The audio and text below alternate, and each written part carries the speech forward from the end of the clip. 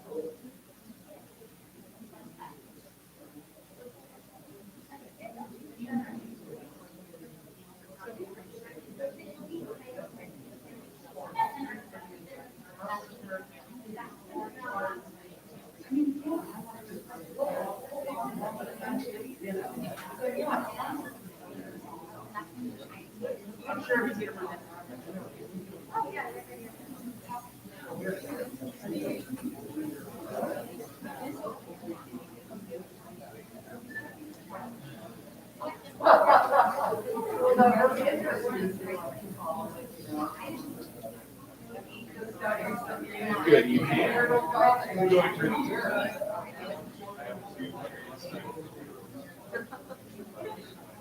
Nice.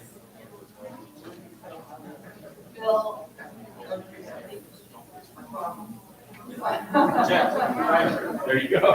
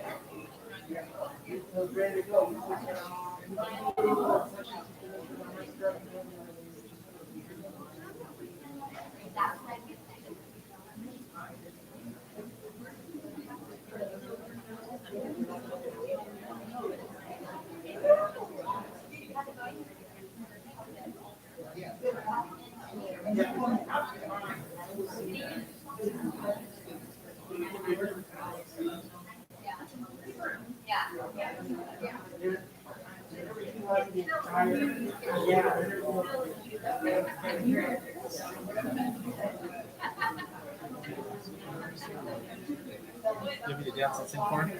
Get up here and do a little, Sure. little Michael Jackson, If you maybe. want. Like, I'm just gonna turn it off.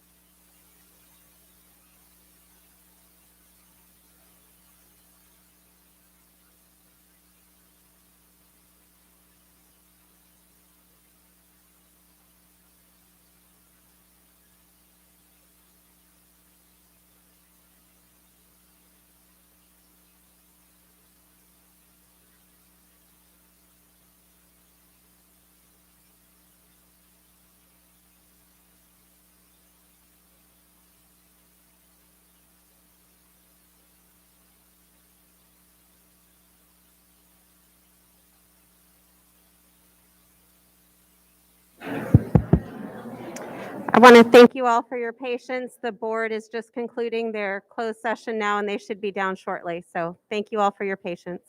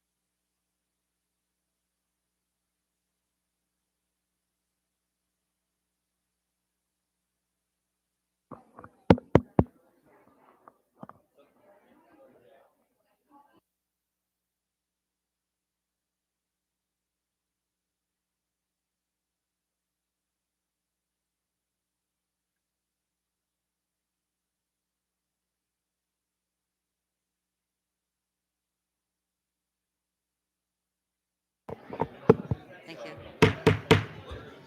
Good evening and welcome to the regular session of the Bonsall Unified School District Board of Trustees meeting of October. We'll start with the roll call at the end. If we can start with our student board member. I was going to say, if you can state your name and that you're present, that would be great. This is Perla's first official meeting where she's being taken roll. I'm Perla Hernandez, and I'm here. Thank you. Eric Ortega here. Roger Burchak here. Lou Riddle here. Michael Gaddis here. And Larissa Anderson here. If everyone could rise for the Pledge of Allegiance. I pledge allegiance To the flag of the United States of America and to the republic for which it stands, one nation, under God, indivisible, with liberty and justice for all. You may be seated. Prior to this evening's meeting here, the board met in closed session and considered the appointment, employment, evaluation of performance, discipline, transfer, or dismissal of employees, Government Code 54957. The board discussed its position regarding collective bargaining with the Bonsall Teachers Association and the California School Employees Association, Chapter 703, in order to direct the superintendent as chief negotiator in the matter of BTA and CSEA contracts. Met regarding conference with real property negotiator, property location east side of Horse Creek Ranch Road.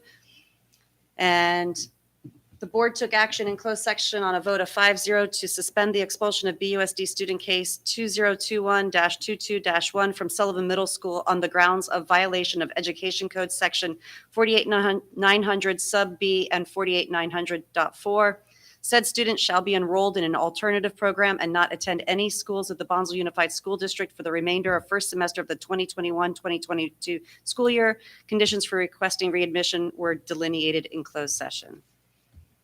And that brings us to the approval of the current agenda. Do I have a motion? Motion to approve. Motion to approve. Second. All in favor? Aye. Moving forward, we have approval of the minutes for the regular meeting of September 8th, 2021.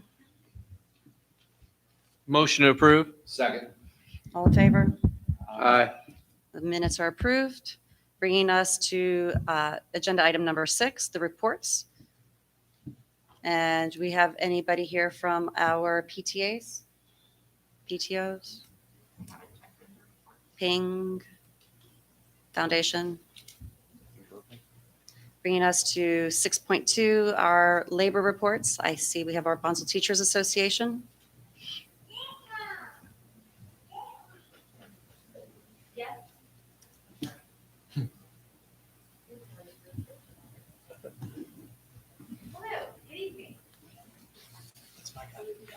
Yeah, make sure it's. And Jen, that makes the sound pick up for the viewers at home. So let's use the mic. Okay, got you. Good evening, board and community members and BTA and Sullivan Show Choir. I was going to share with you tonight, I promised to start a cycle of, through all of our school sites, highlighting what our great teachers do with our students. And I was going to start with Sullivan Middle School, but you are in for a treat this evening. And I think that this epitomizes what our teachers do at Sullivan to go above and beyond for our students and with our students. So instead, I'd like to turn my remarks to one story of a student that highlights why we do what we do. This student, his name's Leo. He was a student of mine in 4th grade. He was hilarious and inquisitive and very, very busy doing lots of distracting things in my class. He had gotten through to that point on his intelligence, but the team at BES noticed that without some intervention, his success going forward would be in jeopardy. He qualified for special education. And when he got to Sullivan with the care of his teachers and Joe Gora in Sullivan's RSP department, Leo blossomed. He was exited last week from his IEP, and he has been on honor roll. He is a decorated scout, and last week he became bar mitzvah. He has plans to attend Dartmouth or another Ivy League school, and we're sure he can get there. Leo Preston put in the work, but it was your teachers from elementary school and Sullivan who rallied together for Leo, showed him that he could do it, and he did. So I want to thank our Sullivan teachers for always going above and beyond and for sharing this success story, one of many. Thank you.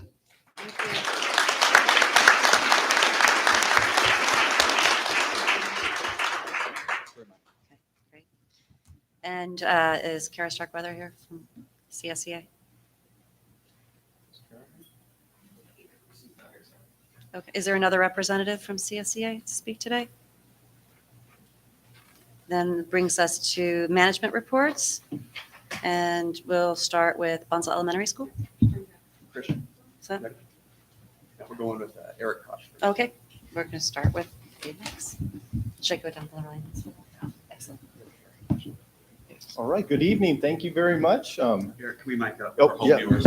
Absolutely. Is that better? Hello? All right. I'll hold it. All right, good evening. As the memories of summer begin to fade and we prepare for the seasonal changes, we find ourselves settling back into the comfortable and rewarding routines of school time. I can't help but recognize this time as the perfect opportunity to express thanks to the many people whose hard work and generous contributions make Vivian Banks such a special place for learning. To our incredible staff, I want to thank you for your constant focus and unyielding determination to ensure that all of our students are cared for and experience success in the classroom. To our wonderful parents, thank you for your participation in your students' education. As we all know, your positive participation makes all the difference for your students. To our amazing students, thank you for working hard each day, never giving up, and challenging yourself to give your best every single day. And lastly, to our many dedicated volunteers, a simple thank you is not adequate appreciation for all your hard work. Your amazing contributions continue to inspire us. The bedrock for all this work is to create solid relationships that are built on the strong desire to make Vivian Banks the best it can be. On September 24th, we celebrated Native American Day on campus. This was a fun-filled afternoon where we invited parents and guardians on campus to have lunch with their students. We hosted a Native American art show showcasing our students' artistic talents and creativity. And lastly, we welcomed Mr. Wayne Nelson and the intertribal bird singers on campus who performed for everyone's enjoyment. It was an outstanding afternoon filled with family, friends, and the sharing of culture. On August 28th, we welcomed Superintendent Clevenger on campus. We had a fireside chat with our community. It was a productive meeting where families shared many of the positive things happening at Vivian Banks as we work to support our students and families. Participants also shared ideas and suggestions regarding additional ways we can support our students and help them reach their full potential. Thank you, Ms. Renee Riggs, who generously provided pizza for everybody at the event. The Vivian Banks Charter Council met on September 23rd. The Charter Council is the school-wide oversight committee with the important role of overseeing the Vivian Banks school plan, ensuring it supports the goals of the school and the district, and assessing the effectiveness of our programs. I'd like to congratulate and thank those parents for their participation. Laura Monsalvo, Patricia Nelson, who was elected chairperson, Christina Gonzalez, Jackie Withers, Patricia Sanchez, and Renee Riggs, who was elected our vice chairperson. Lastly, Vivian Banks has recently applied with the state of California to be recognized as a Purple Star designated school. The Purple Star School program is designed to help schools respond to the educational and social emotional challenges military-connected children face during their transition to a new school.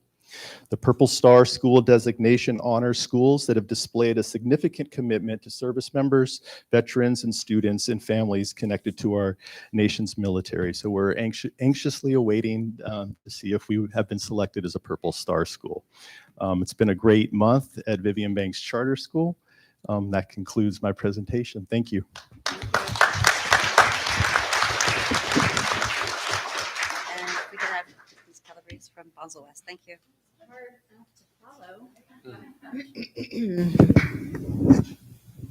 Hello, school board members, as well as Superintendent Clevenger. Thank you for allowing me to speak today on behalf of Bonzo West. Bonzo West has had a lot of amazing experiences and wonderful stories, just like the Leo story that Ms. Ariano shared as well. We've had a lot of students working very hard, focusing on behavior expectations as well as academic expectations. We celebrated and honored our military veterans, our police, and our fire at our 9/11 ceremony, which was well attended both by members in uniform as well as our students who sang a very lively version of God Bless the USA.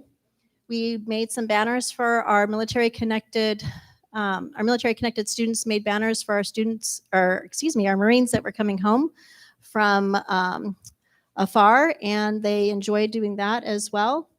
We had some ASB elections where we elected a president, 2 vice presidents, and a secretary. So congratulations to Vincent Berry, our president, Elias Salama and Alessandro Figueroa, our vice president, and Zoe Hodges, our secretary. We've had several meetings this month. We had our school site council today, where we elected a chairperson for that, as well as a secretary. Congratulations to Katrina Nelson for being our chairperson. I got nominated as a secretary again for taking the notes. Happens every year. Nobody wants to take the notes. We had our stream volunteer breakfast and welcome, and we also created a promotion video that I'd like to send the board members for your viewing. We're trying to encourage volunteerism for our stream program when it was so successful a couple of years ago, and now that we're able to do volunteer activities outside, we'd like to bring that back. So I'll be sharing that link with Mr. Clevenger and Ms. Gina so they can forward that on to you. We had our PTA General Association meeting where we've actually had 2 so far, as well as our executive board meetings. We've had 2 so far this year. Purple Star application, we also applied for the Purple Star application, and we're super positive, fingers crossed and legs crossed, that we get honored as a Purple Star designated school for all the different things that we do for our military connected youth. We've been very active, seeing as we have 35% military connected students at our school, and we do a lot of different things to make sure our students feel connected, both during pre-deployment, post-deployment, and deployment. Advisory council meeting was also held today, where we talked about our goals for social emotional health for our students and ways to get our parents involved. So a couple of the pictures that you're seeing up here on screen, we have our 9/11 ceremony with some of our service members in uniform. Our students did a great job of creating banners as well as thank you cards. We had thank you cards that were given out to each member that was there. We had all the school members, all the students create those. We have our inclusivity tree right here as well. We had a Start with Hello week where we really worked and focused on people that were sitting alone and sitting by themselves, and all those different hands are all the different wishes that students have to try to create togetherness on campus. And then our students creating those welcome back banners for our military members that were overseas.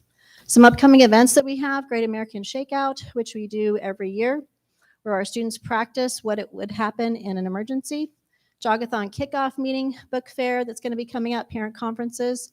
Red Ribbon Week, where we're going to be focusing on a themed week with a Halloween theme, as well as a hat parade that will be culminating with that week, and a BMX assembly for our students to really get them to get excited about being back at school.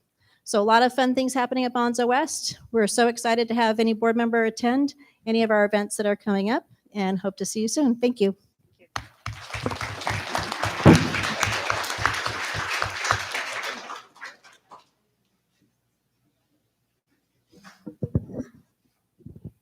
Good evening, Mr. Clevenger, Superintendent, and board members. Tonight, I will share some highlights of what has been going on at Bonsall Elementary School. We welcomed Mr. John Norton this week. He is our new assistant principal. He was unable to be here this evening, but we are so excited to have him. He has hit the ground running. He has a wealth of experience. He has been a teacher, a resource teacher. He's been a principal and an assistant principal. He's been in education for about 20 years. So it's day 3 for him, and he is right in the game and helping us out with all that we need.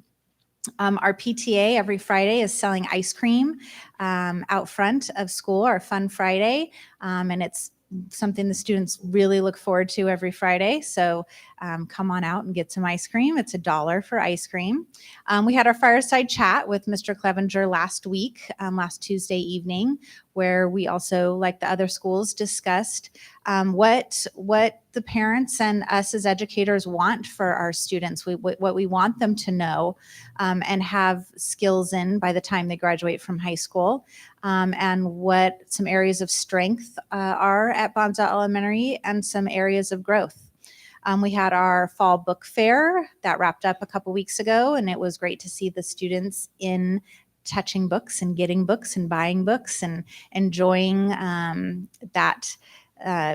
As a child, I remember just being able to go through the book fair and pick out not just books, but all the fun little trinkets that go along with it. We had our PTA general membership meeting last week. We have them the first Wednesday of every month here in the community center at 1:00. We also applied for the Purple Star, where we will support our military students and families. And we have our PTA president, Erica Payne, who has come on as our liaison for that. She's a veteran herself and a parent at our school. So our school focus, we really want to work on staff, recognizing staff this year. We always are working hard to recognize students and ensure that their joys and accomplishments are celebrated. So this year I had a Bonsall Bear swag chain made. Thank you, Etsy. And so this allows staff to recognize staff. So our health tech, Brittany, received the swag chain for the first time between everything she does, from bandaging knees and taking temperatures and calling families. She is busy all day long, and she does it with a smile. We also had our Above and Beyond Award, which Kelly Pato and Danny Costa, 2 teachers here in our district, started this year. So that is also staff recognizing staff. And Sherry Soto, who is one of our resource teachers, is the first recipient.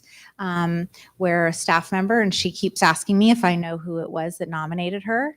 That just a snippet of what they had to say about her is that she is selfless and dedicated to her students. So that's how she earned the Above and Beyond Award this month. Upcoming events. One of our biggest PTA fundraisers of the year is our Monster Mash. It's October 23rd from 4 to 7. Our little monster is in front of our office looking to collect prizes and candy for the Monster Mash, so you can drop the donations off in their box. Red Ribbon Week is coming up, and I'm working alongside our PTA Vice President, Tisha Tokars, planning for the Red Ribbon Week. We are having our paper picnic on November 5th. I'm excited to announce we've only had one before, and that was back in the fall of 2019. This will give parents and families opportunity to come and have lunch on the field with their student in exchange for a ream of paper to support our school. Parent conferences are coming up October 26th through 29th. You should have already received information from your teachers, students' teachers. So if you haven't, please reach out. Our student store opens this week. Students receive Bonsall Bear Bucks for various things around school: being responsible, being respectful, being kind. They're allowed to use each Bonsall Bear Buck equals 25 cents. So they can use those Bonsall Bear Bucks to purchase items from the student store, and they can also use money to purchase items as well. I think that's it. Thank you. Thank you.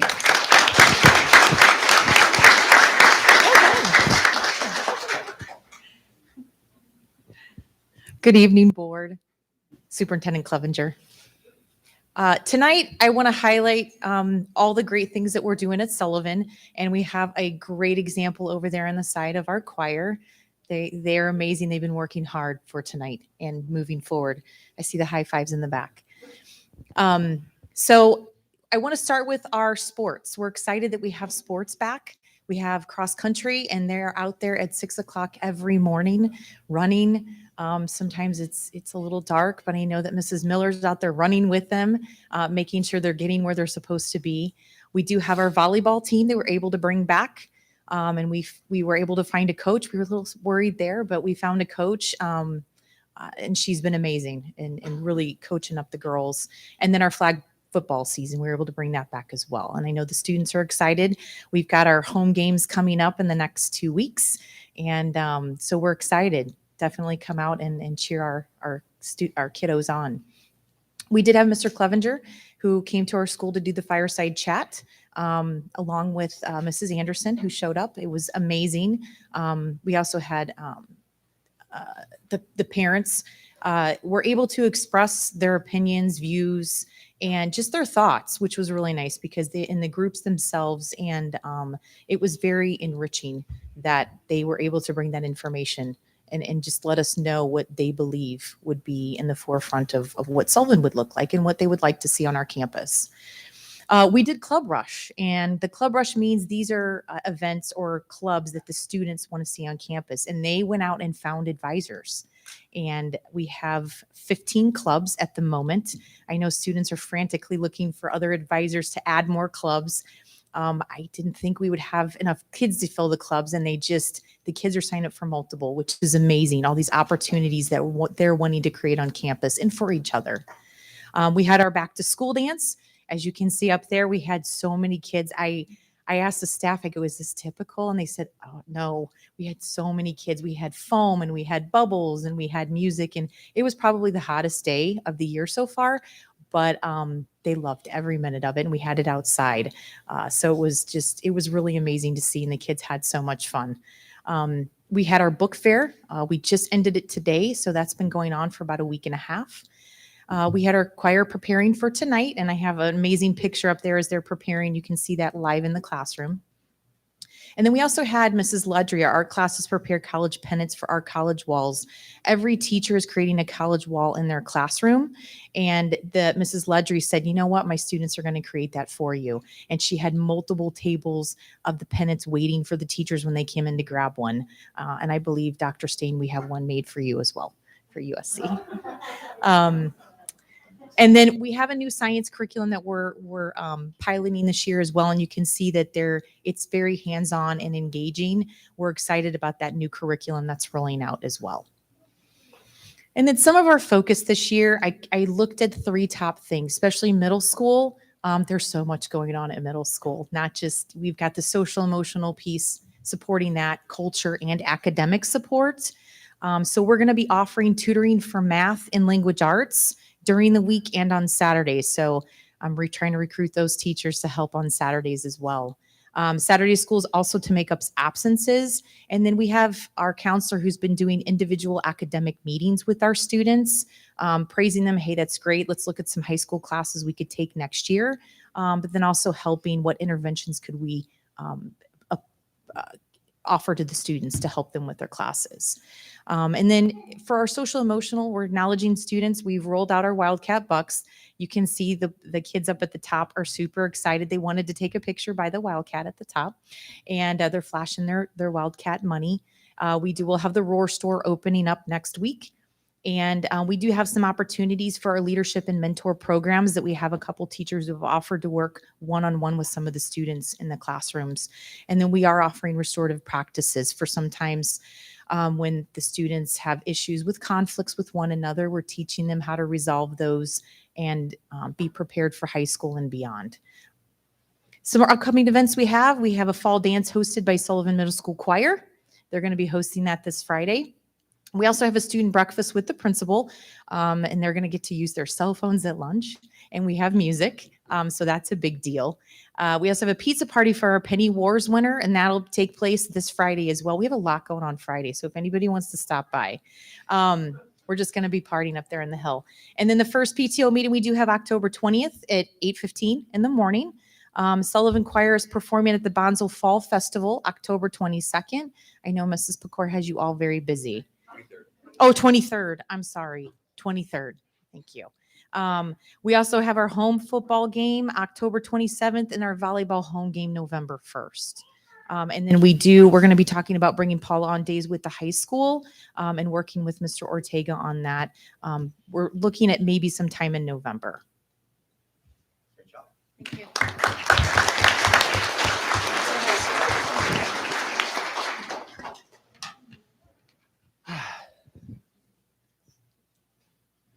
Good evening, governing board members. As my staff will tell you, never give me a microphone. I'm very honored to be here this evening representing the professional staff, parents, and students of Bonsall High School. I would like to begin by thanking the parents who have been very patient with us as we have negotiated the trials and tribulations of the last several years. I also want to honor the teachers and the classified staff who have done something unique and very special over the last couple of years, and that's educate students in a global pandemic. It wasn't easy, but we got it done.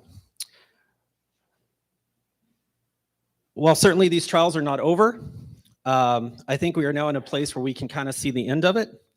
And now is the time to discuss the continued improvement of the learning environment, learning opportunities at Bonsall High School. In March of 2019, the entire staff and I stood up here to discuss our Going to Blue plan. Since that time, we have established guaranteed essential curriculum. We have increased our rigor throughout. We have created high-interest, college-focused coursework. We have established a comprehensive student support system. We've begun a theater and arts program to encourage creativity. We've strengthened our co-teaching programs to support students with IEPs. We've added AP and dual enrollment classes. We've added CTE. We've increased our sports. We've increased our clubs and academic-based competitions. We have worked very hard to improve our relationships and communications with families. Now is the time to begin the big push to turn BHS into something more, to begin the metamorphosis into the destination high school for the county. Big things are coming at BHS. Stand by. Sports are back in a big way. Our cross-country and volleyball seasons are going swimmingly. Our teams are doing absolutely great this year. We have reinvigorated our clubs. And since Club Rush, students have enjoyed engaging in film club, Spanish club, literature club, GSA, and mock trial, among many, many others. And more importantly than the clubs themselves is the camaraderie that the students feel, the engagement, the time together that was missing during some of the COVID isolation. And I think that's extraordinarily important to get that back.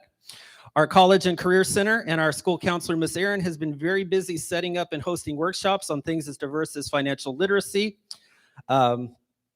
and developing a healthy body image, as well as bringing out college recruiters on almost a daily basis to visit our school and our students from San Marcos, FITM, CTI, UC Humboldt, Cal Poly San Luis Obispo, San Diego State, University of Chicago, and Berkeley coming this Monday. We are also rolling our Race to Submit event for all our seniors to encourage FAFSA completion. This is a big push in the state. And in 2019, BHS won an award for the most increases in FAFSA completion. This year, we're looking for 100%. We're going to win the big banner this year. We already have college acceptances for some of our seniors. We have 2 acceptances to Arizona State University and 1 to Northern Arizona State, and many more are on the way. Also, our new science offerings are awesome. Students are learning about handwriting analysis and chemical analysis of bodily residue and forensics, and about wound care and various cancer types and treatments in anatomy and physiology. Go ahead and flip to something special. Today, we had our first PSAT on campus. One of the things that we have agreed to as a school is that all of our kids are going to have all the tools that are necessary to get them into a 4-year university. So the PSAT is like a dress rehearsal for the ACT that we are also offering free to all of our juniors on our campus in the spring semester. Every second Tuesday, we also have our military recruiters are invited to come out at lunch, and they provide a lot of activities and events such as our pull-up contest and ammo box carry activities for fitness. And then go ahead and flip to the next one. Coming up, we have our First Responders Day, October 22nd, from 12:30 to 1:45. We're inviting out members of our first responder families. So we have firemen, we have police, we have paramedics, we have some lifeguards from Oceanside coming, we have SWAT teams coming, we have all of the great men and women, the heroes that we meet every day, coming out for First Responders Day. We have our FAFSA workshop for parents on October 26th. Our BHS School Site Council is on October 27th. Palomar Spring Application Workshop, October 29th, and we have our homecoming dance and also haunted house on October 30th from 7 to 11. We've also been planning those Palo Valley days with the middle school. We're looking likely at the week of November, and we're hopeful to get that put together soon. Thank you very much for your time.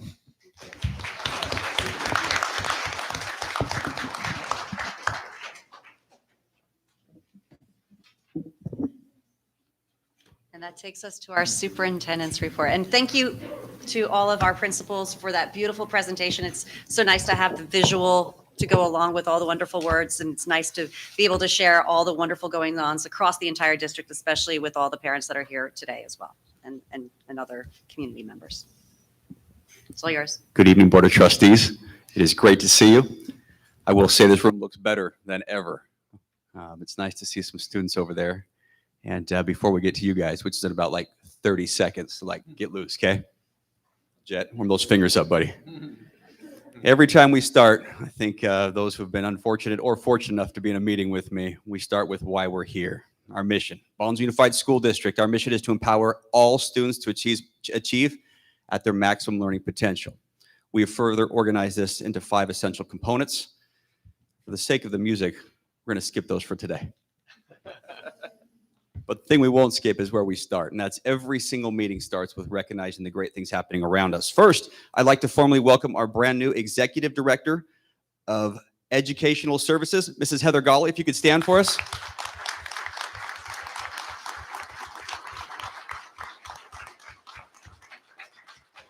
I know each board member has heard this, but we hit a home run on this one, guaranteed.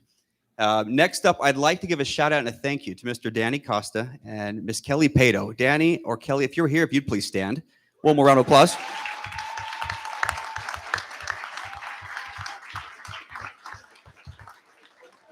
Let the record show that Mr. Clevenger has the mic, and until Mrs. Pato stands, we are not proceeding. Round of applause. Board members, these 2 fantastic educators came to me early in my hiring and said, we'd like to do more recognition of the great things happening. So what they organized was the Above and Beyond Award. And what this is a chance for staff to recognize other staff at their site for the great things that they are doing. One more time, Danny and Kelly, thank you for your positivity and your desire to make things better.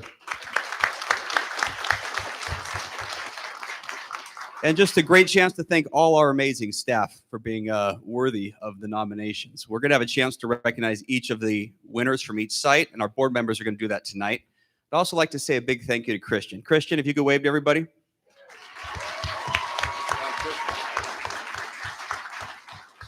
This is one of the many heroes on our campuses, but has kept our technology running. Thank you for setting up our live stream and for making this work this evening. On that note, Mrs. Pecor, you have to use your outside voice. Give us an introduction on what we're going to see tonight.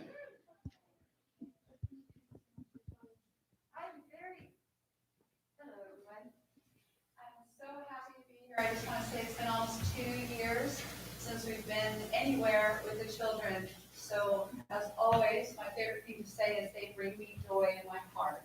So I am so glad that they are here tonight and they're going to sing for you. We have Jet on guitar. Yeah, Jet. We got soloist Lily, Brooke, and Raymond tonight along with an artist. I think you'll guess what song it is. Put your smiling eyes on. Oh, cute.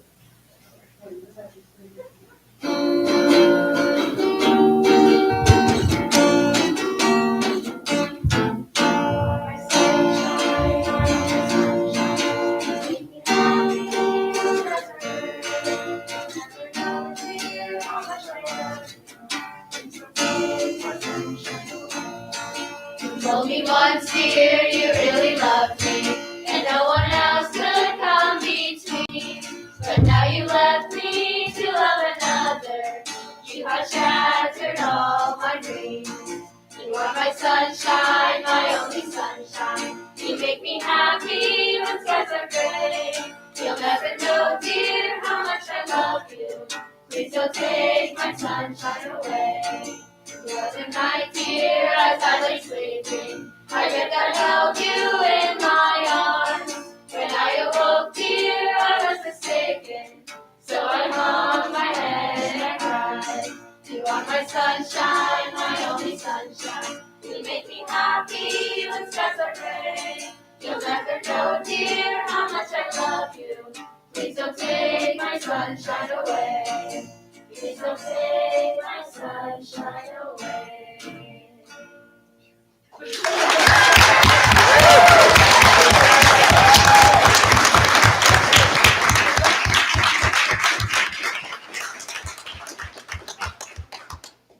And I believe on behalf of Mr. Clevenger, we would like to thank the board for continually supporting the arts in all the years I have been at this district. Thank you so much. One more round of applause for Mrs. Pecor and the show choir.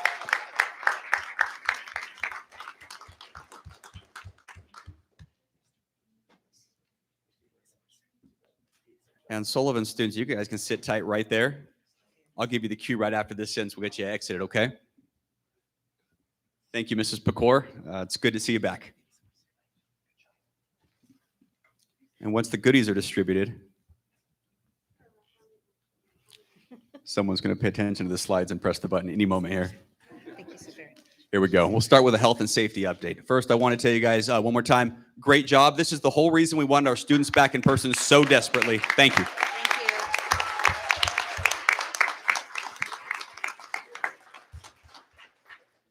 We are accurately tracking and reporting daily out our COVID-19 cases. This was as of probably 1, 2 o'clock this afternoon, our October cases. I want to just give you a quick glimpse of what we're looking at as the county.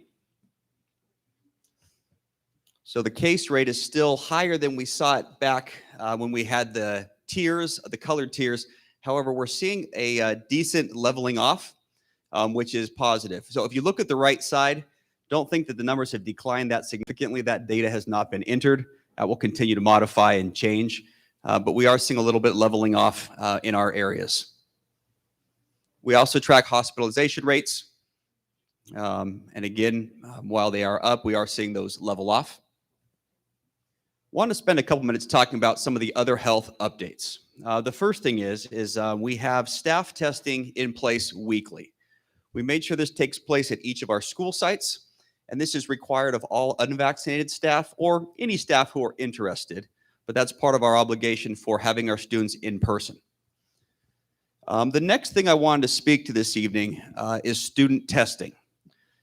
Board members, as we have discussed, we are not here to require, but we are exploring some options. The first thing is any testing that does take place will be optional, will take place with parent consent and knowledge before the conversation ever starts. But we are seeing some changes to what we call the decision tree. One of the greatest challenges for our staff, for our parents, and our students in their learning has been when we do have a positive case, we have to identify close contacts and quarantine. Now, this quarantine process is not the ideal situation for education. If any parents have experienced this, you have our sincere apology. This is the structure we must follow in order to be open and have kids in person. But what we are seeing now is that if we have a frequency in place, that if there is a close contact, that we can actually not have students miss any additional days. Again, board, this will be completely voluntary, well communicated to our parents, but this is something that we're exploring. We are finding overwhelmingly, statistically, extremely low numbers of close contacts who are ever developing any symptoms or COVID-19, becoming COVID-19 positives. I am very interested in keeping our students in class. So what this would look like is if they were close contact, we would have immediate testing and it would continue every couple of days. And as long as those stayed negative, we could keep students theoretically in school without having them do any independent study work. So I'll continue to report back on that. That is something I am very interested in exploring. One more time, voluntary parental knowledge. The swabbing is self-administered by the students, so there's no medical expert or anyone doing any work, but look for more information on that. Next, there's been a lot of conversation about vaccines. A week and a half ago, our governor came out and made some sweeping, a statement that said there would be required vaccines. Want to make sure the board hears this directly from me. We are not tracking details on that yet. So what I'm asking is a deep breath until we have more information. Right now, I'm meeting twice a week with county health officials. As soon as we have information, we will roll that out. We don't know what that will look like. We don't know what exemptions may exist for this. And so until I have a little more information, I have nothing formal to report other than I'm on it. I do want to bring to the attention of the board that there has been some conversation on social media about next Monday, October 18th, keeping kids home from school. This is something that I understand. However, I'll be sending a communication to our families tomorrow. This is one way to communicate the disagreement with the vaccine mandate. I fully understand that. I do just want to make sure the board is clear. This won't affect our ADA. Our ADA is locked in place this entire year. We've worked tremendously hard to keep our kids in school. And so while I would fully understand it, and obviously we'll work with our families to not miss learning, I'm also here to let each of you know we'll do everything we can to keep our kids safe at school, and that I encourage them to be at school. We've worked really hard to get them here. I don't want them staying home. I don't want them missing out on learning. One more thing I'm excited to share is we are taking a good hard look at traffic flow at all of our BUSD schools. So I've been meeting with team members from our district, including site administrators, facility members, and county officials, and we're looking at traffic flow and just making sure we're keeping our kids safe. We started at Bonzo Elementary School, which has one of the most unique traffic flows that I've ever seen. The good news is the county is extremely interested in working with us. A couple weeks ago, some plans were released to build a quite marvelous park across the street from the district office and the elementary school where the golf course used to be. Is that correct, the golf course? They are looking at what traffic flow will look like down the road, and we are absolutely piggybacking with them to make sure we are safe both now and in the future. Got applause there, Mr. Gaddis. Did you hear that? That was good. That's good. So just know that this work is underway, and again, I will report back.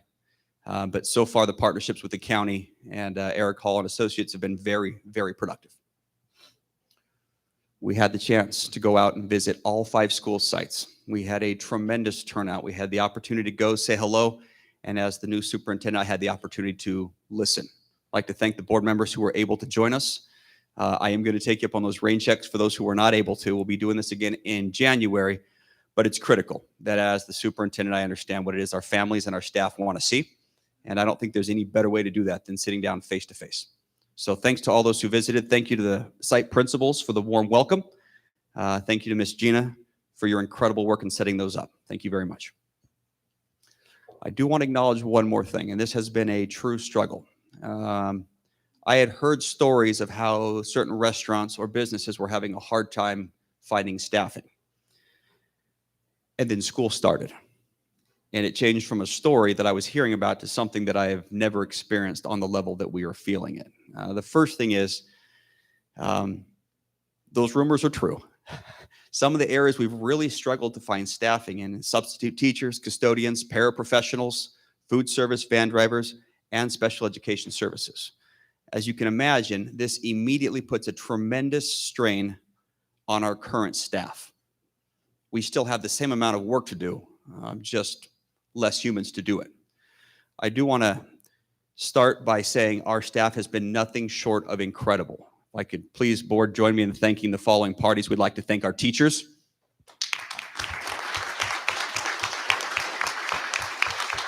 We'd like to thank our classified staff, our wonderful administrators, truly, we would like to thank our parents for your patience and support. And certainly last but not least, the reason we get up in the morning and do this work, our amazing students. This has required patience. This has required grit. This has required hard work on all of these parts. I do want to share with you some of the solutions that we're already attacking. The first thing is we have increased compensation. We are now the highest paying substitute rate anywhere around us in North County. We are paying $210 per day for substitutes, and that is if they commit to 5 days a week. And we're paying $175 as a daily rate to substitutes if they can only come 1 day. This is a clear message that we support the work that's taking place in the classrooms. The real unique challenge this year has been when we have a staff absence, it's not because it's 1 or 2 days. It's unprecedented. We are seeing our staff members who have to be out for an extended period of time, and that creates a void in substitute that's really difficult to manage. In addition to just filling it, what we're trying to do is make sure we don't have 8 substitutes scattered over the time that they're out. That's really counterproductive. So Dr. Stain, board, thank you for your willingness to move on this and get this changed. We have also increased our daily substitute rates for our classified, ranging from $17 to $20 per hour. The other thing I will say, the HR department has been tremendous in that when we get an application, we get in touch with them the same day, and we're interviewing the next day. There has been no downtime. We don't risk them going elsewhere. You'll hear this evening about our ESSER III funds. That's an acronym that will be fully explained, but we received another batch of money, and I promise you we are going to utilize this in a manner that is going to make a difference for our students. We will be addressing some of these challenges through those ESSER funds. We have thought outside the box. We are advertising and marketing in all kinds of places looking for staffing.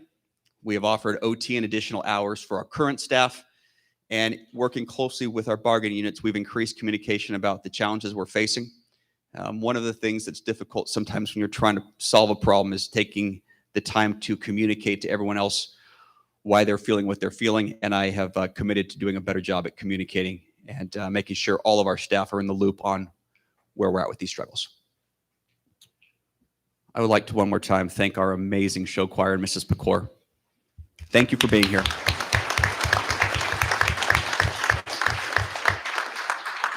This is your cue.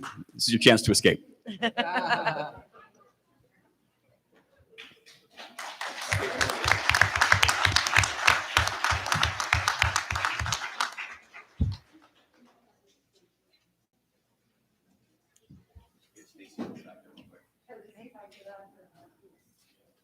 Watch that cord. Take care of yourself, Stacy. Thank you, Ms. Pecor. Thank you, students. Thank you, parents. It was a joy having you perform for us today. Good job.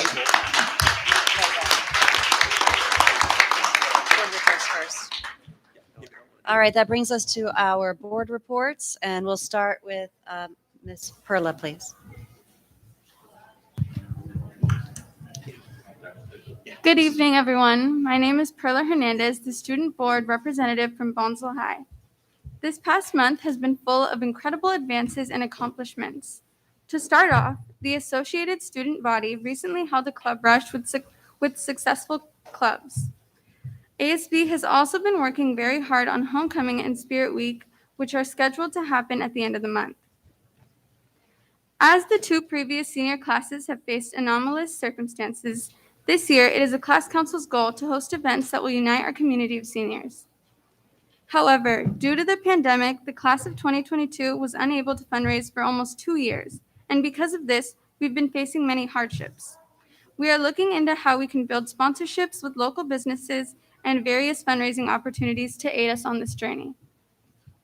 As the president of the class council, I can confidently say, despite the difficulties, the class of 2022 will have an amazing year. I would also like to recognize the incredible work from our counselors, Miss Erin and Miss Crystal, and intern counselor, Miss Jennifer, as they have been hosting a number of presentations on college tours and college workshops. These have been incredibly helpful for both juniors and seniors and are greatly appreciated. Lastly, I would like to acknowledge an incredible milestone the seniors hit recently. As some of you may know, the free application for federal student aid, also known as FAFSA, opened October 1st. According to the latest update, a large percent of our seniors have started or already completed their FAFSA. This proves our preparation as a school, as FAFSA is the first step into our post-secondary journey.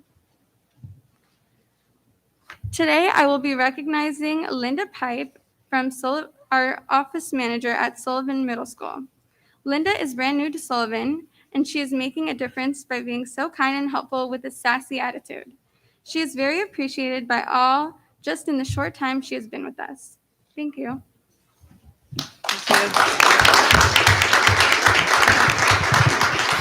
Mr. Ortega. Well, thank you for attending this meeting. Appreciate it. It was awesome seeing the kids do that. The students do that for us at this meeting. Really appreciate them showing up.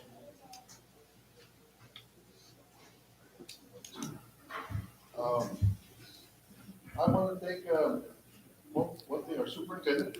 When we discussed having a superintendent, one of the things we really wanted to do was increase communication. I think he's done a lot of that. We've gave him a lot of direction and a lot of opportunities, and he's provided that for us. Oh, is that better? And okay. I'll start all over again. No, I'm just kidding. And one of them being the fireside chats, which I had an opportunity to see. And I think these fireside chats and other opportunities give a lot of people another opportunity to address their concerns to the board, address their concerns to our district, so that we don't have to lump everybody into one room where everybody only gets 3 minutes to talk once a month. This gives a lot more opportunity for them. And along with that, I was also wanted to recognize Sherry Soto, who used to work at Vivian Banks, and now she's at Bonsall Education, Special Education. She got an award for being working above and beyond. And it says here, Sherry is a very dedicated, hard worker. She has been sending emails and making forms for the SPED program and help all of the SPED stay organized and focused on how to be cohesive as a team and how to get help with questions and concerns that we have. Sherry is working to keep the SPED team at BES informed of things coming up, and where the SPED team can find materials she has organized or she has helped organize. Sherry is a true team player and is willing to help out any coworker to benefit a student. And that's all part of these programs. And thank you, Mr. Acosta and Ms. Tato for coming up with that idea. I think it's great. It brings another opportunity for recognition of our staff, as well as giving the community a chance to speak to our people, to our district. On a more personal note, I read somewhere that October was National Bullying Prevention Month, and it brings a lot of things that I want to see happening in our district. One thing is providing our children opportunities to either handle bully-proofing our children, so they're ready to handle situations, and also teaching the bullies that there's a proper way and a better way to do things. When I was at my high school, I won't say any names, but racism was a big deal. And I never really came across racism as much. One thing I will say though is a lot of times people mistake, like people will use racial slurs to hurt somebody or to demean somebody. That's not really racism, that's bullying. But they're using racism as a term as a way to bully people. The story I had about racism was when I was at my high school. I was on the wrestling team, and a Native American, I'm also Native American got into a fight with one of the football players. And after wrestling, I went down to the bus barns, got showered up, got down to the bus barns, ready to catch the bus. And here comes the director of PE, the coach from the football team, and the lineman coach. And the coach started yelling at me because this Native American got into a fight with a football player. I come to find out later on that this Native American was actually from Rincon. I'm from Paula. I knew who he was, but I didn't really know him, and I definitely don't have any influence to tell him how he's supposed to act. But that just, and to me, I really was surprised on why was I being yelled at when I didn't even know this guy, but I happen to be the same race. And that to me was my first introduction into racism. And these are people that were in authority there. And one thing that at my high school, there was always like kids start fighting with each other, and it would be like a race fight or whatever. And when I addressed the school board on it when I was in high school, they said they were going to look into it. Many years later, when my kids were here in Bonsall, I would also attend school board meetings at other school districts. And I also went to that school district and talked to their school board, and they were still having race riots. 30 years later, they're still having these same things. I do not want to see that in our district. I want our kids to be educated. I want our kids to be able to work together. I want to, and when I hear about these kind of racial slurs and stuff being used and bullying going on, I want to use all of my influence, which is one of 5, and I know the board is very supportive on a lot of these things. I want to be able to throw everything I can at this to make sure that we do everything we can to prevent us from being in that kind of situation to where our kids are being bullied or having racism wars and coming back to the board saying, well, we're going to do everything we can about it and nothing gets done. So I want to talk to, I know one of the things you had was bringing people on campus and talking with the students, but because of this COVID protocols, we're not able to do that right now. That would be one of the first things I want to try to change is get these COVID protocols set up to where we could have people come on campus and work with our kids, or have our kids go to other programs to where they can get the training and education that they need. It's just a big deal for me. That's one of the things that I really, and the other thing I don't want to see, and I mentioned this earlier to the board, was that I don't want to see, when I got on the school board this time, it was, the kids weren't in school, and we were trying to get the kids back into school. We went through a lot of effort to get the kids back in school. We worked really hard together as a team to get the kids back into school. And so the last thing I want to do is start kicking people out of school. And so I don't want to see like people that are doing these bullying things to get kicked out of school, but still being educated, but properly so that they can see what's going on. And that was my board report rant for the day. Thank you. All right. So I got a question here for Mr. Clevenger. These are the winners, right? These are the winners from each school? These are the winners from each school site. All right. So I'm sure we had a bunch of good applicants, but I get to talk about our, and then what I've been given here is somebody nominated, and I'm giving the nominating speech because it's, all right. So I have got Bonsall High School. She's special education, Jessica Knust.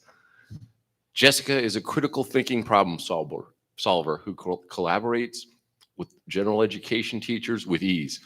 This creates a fluid and creative dynamic between all teachers and allows our team to build proactive plans and supports for our students with unique needs. She is one of the people I consider to be the glue of Bonsall High School. I can see Jessica leading our district special education program in the future. She is legit an incredibly awesome human being. So congratulations, Jessica. Congratulations, Jessica. Yes, and good evening, everybody. Great to see some people in the crowd. It's been a long time. Fantastic. So I get to congratulate Miss Adina Hendrickson, Bonsall West, 2nd grade. It says here, Adina is a consummate professional. After teaching 2nd grade at Bonsall West for almost 20 years, she still is the first to arrive and the last to leave. She is a mentor to those around her and deserves to be recognized. And recognized she is.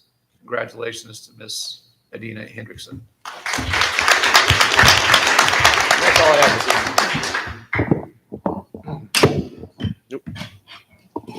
Well, good evening, everyone. You know, there's a lot of negativity in the world. You turn on the TV and turn on the radio, you listen to people's conversations, you go on social media, and it's just like negative, negative, negative, negative. And, you know, for example, I today had a very, very bad day today. Today was a very rough day for me. And I only tell you that because I want to tell you how special the BTA president's report was to me, because talking to me about Leo made me smile when I didn't think I could smile. And she made it, just hearing that story was really special. And, you know, wherever Leo is, I'm cheering for him. I want him to go to Dartmouth, so I hope he does. And, you know, that goes also with the show choir over there. I don't know if you can tell, but it just shows you what a big void children leave in our lives when they leave, because the room was filled with them and it's so much energy, and then they left and now there's a big hole there. And so that's how special they are. And I think that between the BTA president's report and the show choir, it reminds me of why I do this and why I come here to try to help kids. So I just want to say that if they were here today, I would tell them that they were my sunshine today, because they definitely were. So other than that, I think also the positivity in all the the staff is really good, the staff awards. And I have one from Kirsten Orr from the district office. She's the CNS director. And it says, Kirsten works so hard. She was always helping her team. She has worked at sites when there are staffing shortages. She really cares about the kids and the district. So thank you, Kirsten Orr.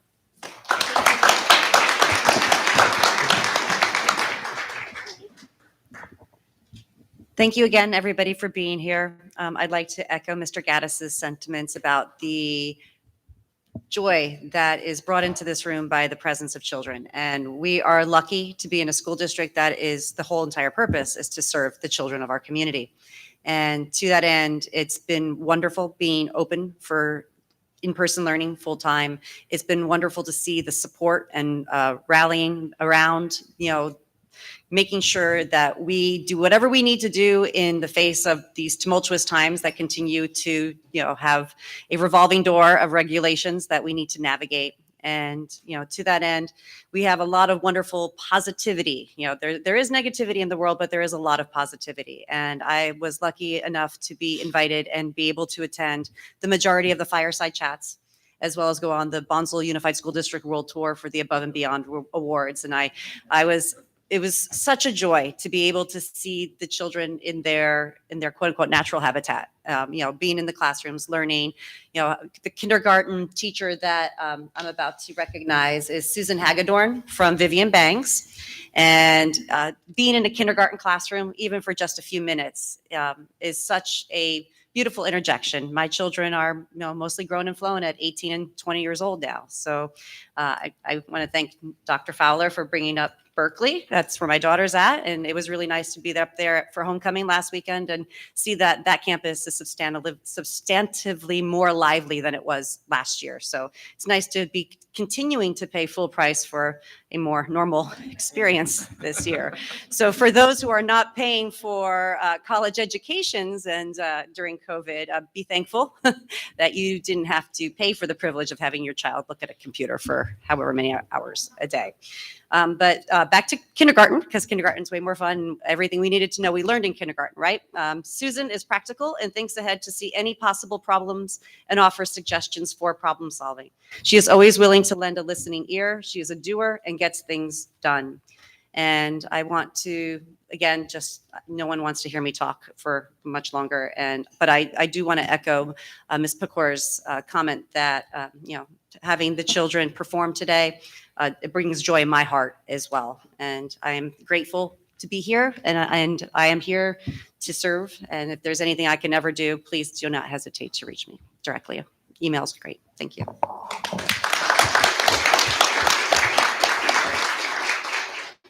And that brings us to our consent. Oh no, it brings us. I'm trying to skip public comment again. Last month we had none. I'm thinking that might have changed. Just a guess. Just a guess. Ms. McInerney. Oh, I keep knocking this down. That's just, yeah, scoot it down. Okay, public comment. The Bonsall Unified School District of Trustees welcomes participation at the district school board meetings. If you wish to address an item on the agenda, you must complete the form and deliver it to the executive assistant prior to the board considering the item. If you wish to address the board considering matters within the board's subject matter jurisdiction that are not on the agenda, you must complete this form and deliver it to the executive assistant prior to the public comment section of the agenda. Individual speakers shall be allowed 3 minutes to address the board on each agenda or non-agenda item. The board shall limit the total time for public input on each item to 20 minutes. With board consent, the president may increase or decrease the time allowed for public presentation depending on the topic and the number of persons wishing to be heard. The president may take a poll of speakers for or against a particular issue and may ask that additional persons speak only if they have something new to add. It is requested that speakers address the board from the podium when addressing the board. And our first speaker is Lindsay Jones.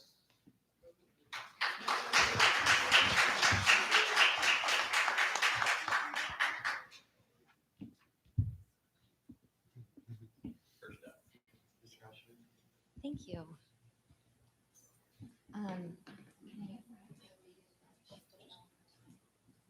Hi, I'm Courtney Stevens, and I'm here to defer my time to Okay. Lindsay Jones.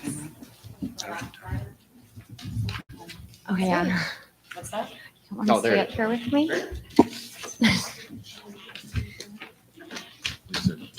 I'm starting. We have 6 minutes. Okay, wonderful. Hey, good evening, board. It's wonderful to see you all in person. Thank you for taking the time to consider our constant appeals to support our kids. I'm here tonight because I'm tired. I'm tired of fighting the mandates that the government is infringing upon my children that I just disagree and feel uncomfortable with. Masking, vaccines, all of this, it's creating a heavy weight on kids that's unnecessary in my opinion. As we have stated many times, children have a 99.9% chance of survival rate with COVID. If you add that to natural immunity, their survival rate goes even higher. My kids have a higher chance of dying in a car accident than they do of dying of COVID. We anticipate that the government is going to lay a heavy hand over our kids next year in regards to vaccinations. Already, teachers are being forced to either vaccinate or get tested weekly, which in my opinion, in my husband's opinion, it's completely unacceptable. We believe this should be about choice.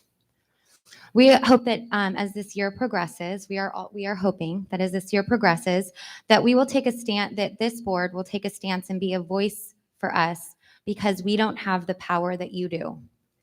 We understand that you feel that your hands are tied because of the funding and mandates that come from the state, but we implore that you would stick up for us and that you would find loopholes to do what you can to ensure that vaccine mandates do not fall onto our kids. As humans and vectors, the vaccinated and unvaccinated alike can breathe in the respiratory virus of COVID and breathe out with or without the vaccine, thereby spreading COVID no matter vaccination status. I have several examples of friends who got COVID after getting vaccinated. What the vaccine does is protect those who might contract COVID from having terrible symptoms. My children have a very high chance of survival, being very young and healthy, and already have natural immunity if they get COVID-19. As stated from Canadian immunologist and vaccine researcher Byron Brittle, PhD, he says, of course, vaccine-induced immunity is every bit as natural as immunity acquiring after recovering from COVID-19, with the advantage that the vaccine-induced immunity doesn't require you to suffer through the disease, which kids have very little symptoms of already. Otherwise, it uses the same natural processes that the wild-type virus does. As much as it perturbs me, he says, this has to be explained again and again, boiling the concept of vaccination down to its essence. All a vaccine does is prime the immune system with a dead pathogen, a protein or part of a protein from it, or related but harmless pathogen so that the body can respond much more quickly when the actual pathogen in the wild is encountered with the vector. The end result is to prevent you from becoming sick due to that vector, as it is stated. Thereby, you can spread coronavirus if you have the vaccine. You're breathing. This table, if there's virus on this table that's active, I can touch the table and I can get coronavirus. And I understand a lot of you and a lot of people in here agree with these things, but right now we as parents are feeling completely powerless to these mandates that make no sense to us. The masking doesn't make any sense. The fact that we're able to, most of us sit in here without a mask in this board meeting, but the kids have to go to school with masks is frustrating to us. We feel like we're powerless. So in response to Mr. Clevenger, we are working to not attend school on Monday, and it isn't against any other thing than we're trying to do our best to utilize whatever power we have. We feel like that's really all we can do. And obviously we want our kids in the classroom, but that's why we're doing it, because my husband and I are having conversations of moving to Tennessee next year if these mandates are in place, and we don't want to. And so anyhow, we really would appreciate your support in doing what you can to potentially offer religious exemptions or loopholes for us so that we don't have to leave. We don't want to. I was born at Tri-City Hospital. My husband was born at Tri-City Hospital. We love this community. We love this school. We love you. We love you. We do. I do. And so we don't want to leave it. So these are the things that we're doing in order to take our power and put it in our hands for our kids. So yeah, we're definitely not going to be going to school on Monday. So I'm sorry about that, but it's because that's what we have to do. Anyhow, do I still have time? A minute? You don't have to use all of it. Wait. That gives us one less. Larissa, I like to talk in microphones, but I'm shaking right now. Anyway, you guys, thank you. Thank everybody for all that you do. We love this community. That's why we're doing what we're doing. It's not us versus them. It is literally, we are speaking out for our kids, and there's so many reasons why that I also have written. I just thought I was going to run out of time. So anyway, that's all.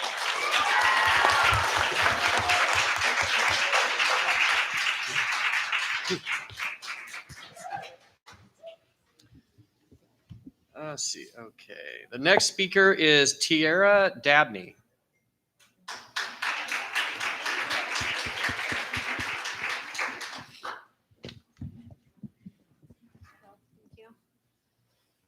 Mr. Clevenger, I love seeing you. I'm so afraid I'm going to go over my 3 minutes, and there's so much to say. So my family has been a part of this community since 2008. My husband, we got transferred here in 2008 with the Marine Corps. He has since just retired October 1st of this year. This school was my home while he was deploying and constantly gone. These teachers, these parents, the children, they were my family. When I didn't have family, I'm getting emotional. My family's from Florida. My husband's family's from South Carolina. And this school in particular was my family. When we first moved to Fallbrook, we lived in the community. We lived in the Bonsall School District, and then we moved still in Fallbrook, and I fought tooth and nail to get my kids to still stay in the school district because of that community and that love that we all felt. You, Mr. Clevenger, became principal of Sullivan, and that was amazing. The principal that was here when my kids were here is no longer here. I'm sure you're doing a great job. This school is amazing. Sullivan was amazing to us. We moved overseas in 2018 as part of my husband's job requirements, and we came back in May of 2020. Immediately fought to get my kids back in the school district. And we did the distance learning online thing, and it was a constant struggle. I have 4 children. I have 2 older children and 2 younger children.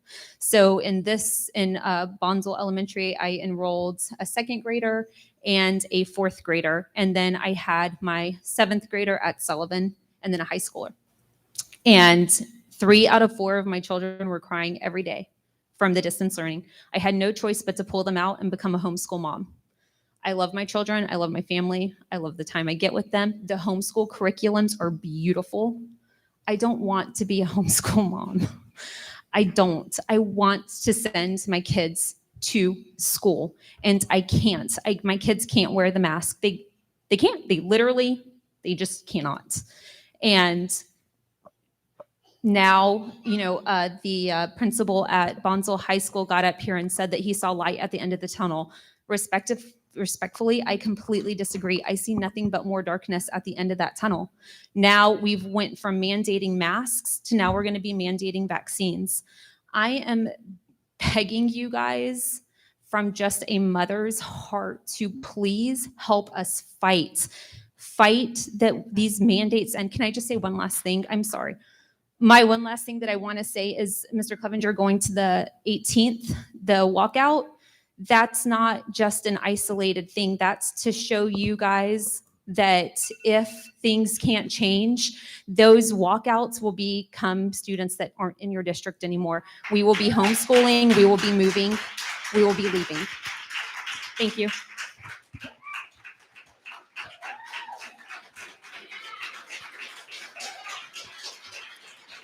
Next up is Ella Crowdy. Did I say that last name?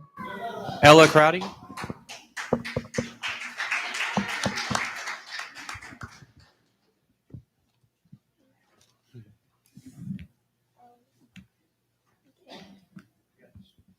Hi, my name is Ella Crowdy.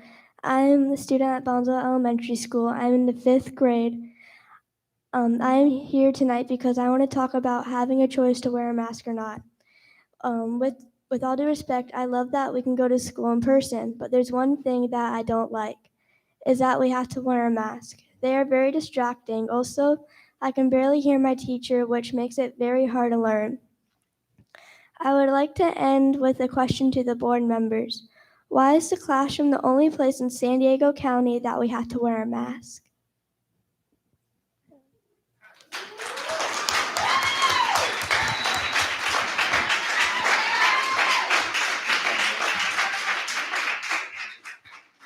Next speaker is Ryan Crowdy.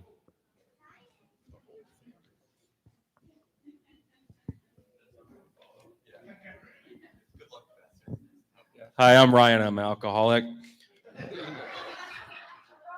Wrong meeting.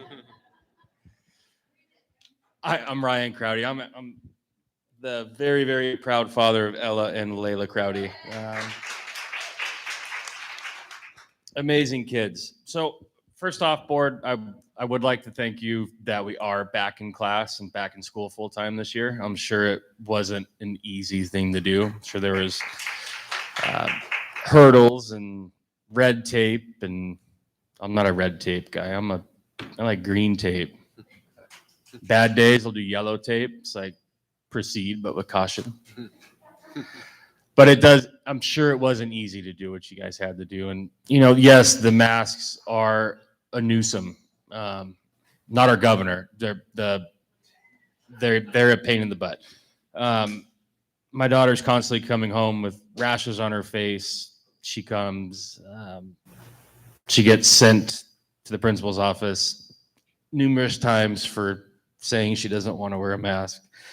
I'm not a scientist. I'm a door and window contractor, and I'm not even a very smart door and window contractor. But in 2019, 1.4 million people died of tuberculosis in the United States. Do you know how many COVID deaths were recorded in the United States in 2020? 714,000. So what was it? Why wasn't tuberculosis a pandemic? I mean, again, I'm not a smart person. I have common sense. Does that make sense to anybody? Those numbers outweigh each other by a tremendous amount.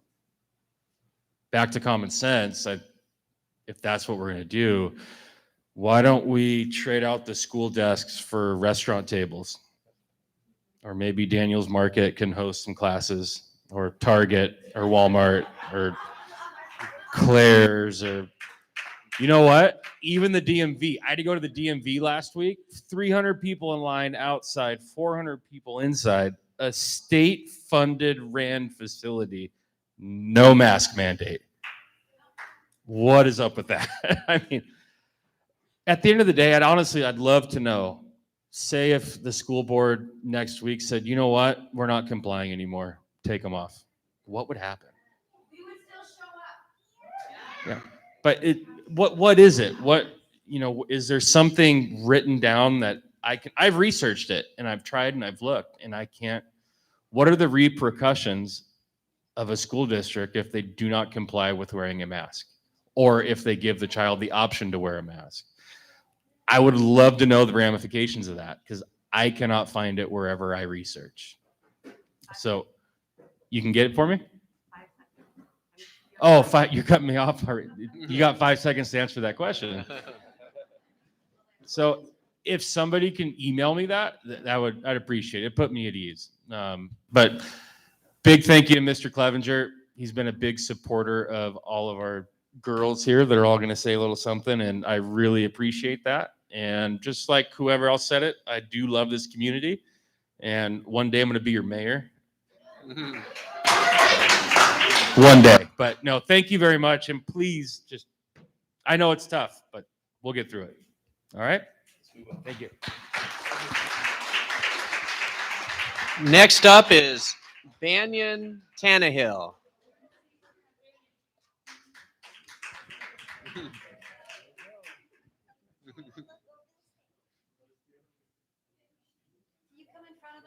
Sweetheart, so we can see you, or right there's fine as well. That's good. You're good.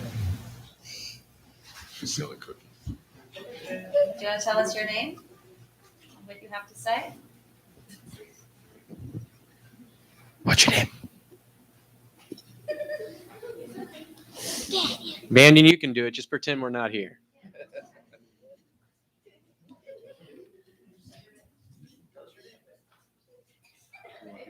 You want your sister to go first? Okay.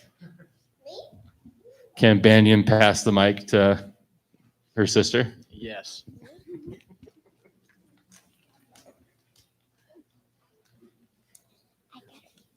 Hello, my name is Meadow Tannehill, and I'm in 3rd grade. My teacher is Miss Sheep. I say this out of all my respect, but there's one problem. I have to wear a mask in school. It hurts my ears and my face, and I feel like it's not fair that I have to wear a mask all day at class. That's all.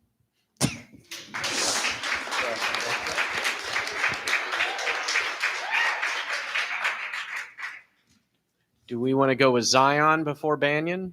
Zion Tannehill?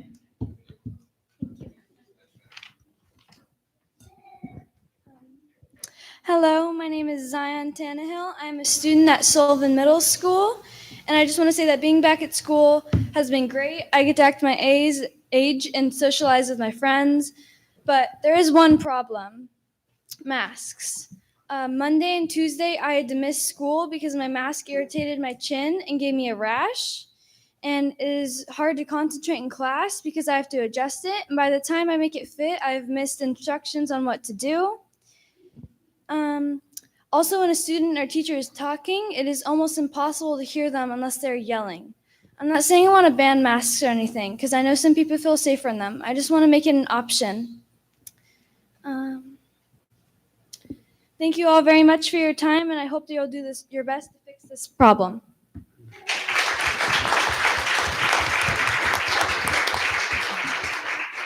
Are you ready, Banyan? Okay, let's do it. Hello, my name is Banyan Sia, and I go in 4th grade, and I don't like, well, there's only one problem.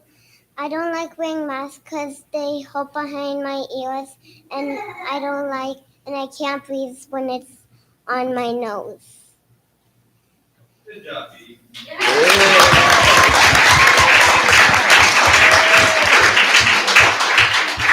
All right, that brings us to Lauren Tannehill.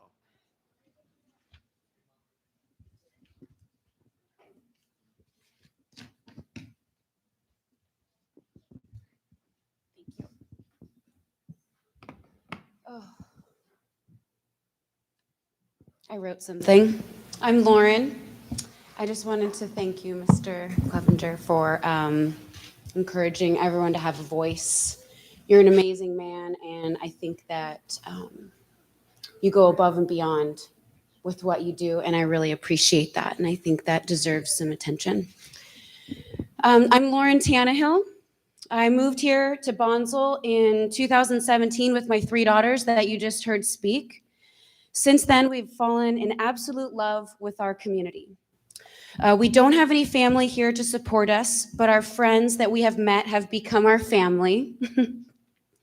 And this small community of Bonsall has stolen our hearts because of its small town charm and the ability for our kids to be kids by giving them a more rural, free-range childhood. We were also so thrilled to be back in in-person learning. Okay, thrilled is an understatement.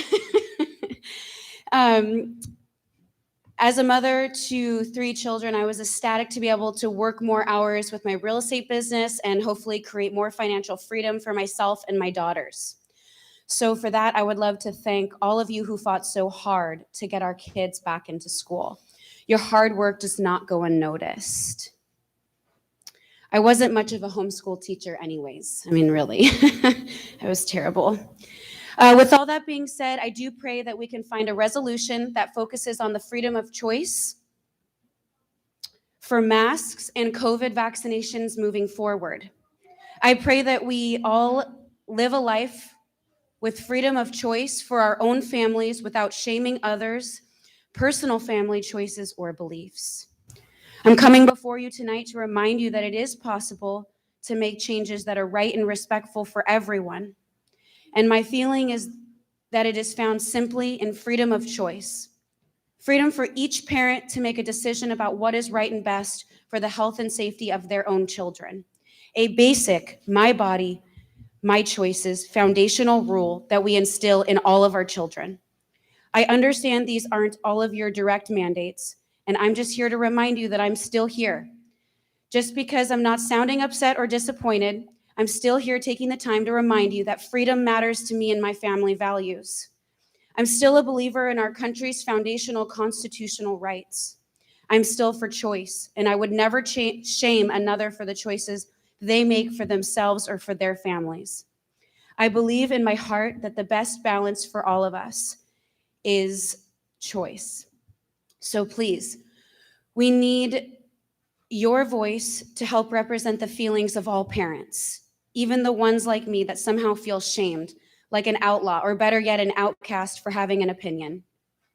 There are plenty more families like me who really just want the freedom to make the choices that they feel are right and best and healthy for their family.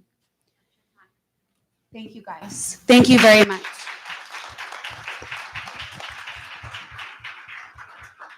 Rachel McGlynn.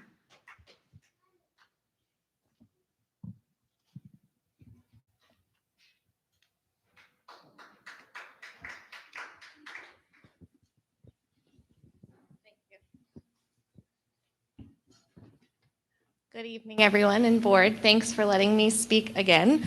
Piggybacking off of the awards of the staff members, I want to publicly thank 3 people just this year alone at Bonsall Elementary who have touched my daughter beyond, and myself. Mrs. Fortney, I would like you to know that Brittany Wanzer, Miss Madrigal, even here only 2 months, and Mrs. McDonald, they get all the awards from me for this year. Now off to my speech here. For those who don't know me, I'm the mom of 2 Bonsall Elementary School students. I'm here today to respectfully ask you, the board, to stand with us parents in the fight to protect our students and their freedoms. After all, it's basically one of the main components of your job description: serve the kids. We need you to stand with us for our choice as parents. We are the ones who know our children best, and therefore we are the ones who should be making these medical decisions for our kids, not our government, not our governor, our health department, our president, or our kids' pediatricians. Furthermore, our teachers and our staff, who also want the freedom to choose, deserve that right too. After all, they're grown adults who can make their own medical decisions and should not have their careers dangled over them. Our government and you don't dangle the flu shot over them every year, an annual eye exam, a driving test to make sure they're capable of driving in our crazy system at Bonsall Elementary so they're not going to hit a student.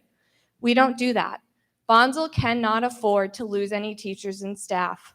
We've already pulled our school counselor to be a classroom sub. A teacher who has a student teacher has been pulled to be a classroom sub and left the student teacher to teach on his own. We just cannot simply afford to lose you guys. Just like with the battle of masks, I can hear you now, quote unquote, our hands are tied. I get it. The governor in our state's playing dirty, offering extra funds or holding insurance over your heads if you don't follow the quote unquote mandate, which might I remind us all is not equal to law. However, your hands are not tied in supporting a large percentage of the students and families you are elected to represent. Just like I asked you in August, I'm going to ask you again now. Why are you not standing up alongside us in the fight for our children? Why are you not writing letters from Bonsall Unified School Board and District in support of parental and teacher choice and no mandates and sending them to Newsom, to the San Diego Health Department, to the California Public Health Department, and the COVID people that you apparently talk to multiple times a week as you track and spend numerous hours seeing who was near who when someone tested positive? You're not representing a large portion of your families if you're not speaking up with us. Those who want masks and the vaccine, they can get it. And I respect them and their choice to do that. You should be fighting for them and their decision to do that, just like you should be fighting for us. I respectfully request you, please, as a board and a district, to stand with us and our children in the fight by putting some letters out there to those higher up people dangling that insurance over you in these mandates. Allow your staff and your teachers to make their own medical choices. Show us families that you respect our freedom to choose and that you support us. I'm going to close with a quote by Ronald Reagan. Freedom is never more than one generation away from extinction. We did not pass it to our children in the bloodstream. It must be fought for, protected, and handed on for them to do the same. Or one day we will spend our sunset years telling our children and our children's children what it was once like in the United States where men were free. Thank you.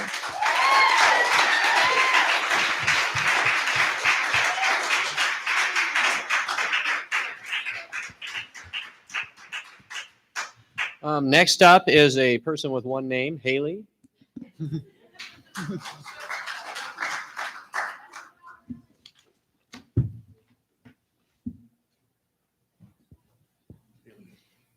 you.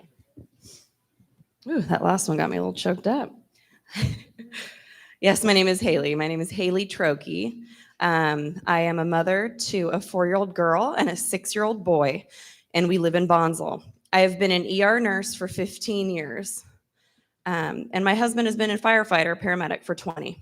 My family has had COVID. My son has asthma and has had no symptoms.